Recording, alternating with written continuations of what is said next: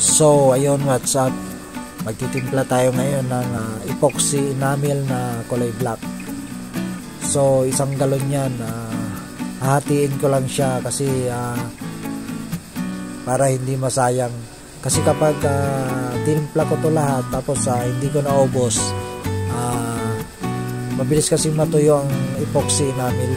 So kayo kapag nagtimpla kayo, tsansahin nyo lang yung kaya nyo ubusin. So yan yung panghalo niya, curing agent or mas kilala sa tawag na catalyst.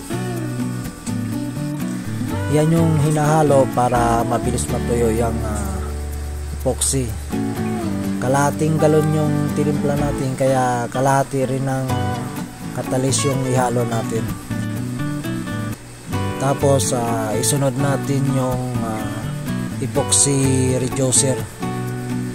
Tsansahin din natin kasi yan yung magtatanggal ng lapot ng epoxy namin para maganda siya i-spray.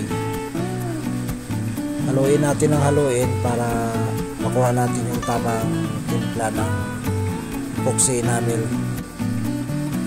Meron pala tayong second option.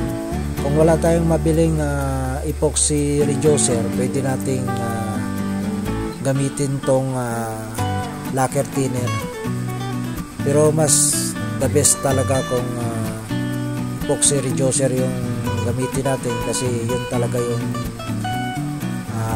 partner ng epoxy enamel at saka epoxy primer. So haluin natin lang haluin yan hanggang sa makuha natin yung tamang timpla.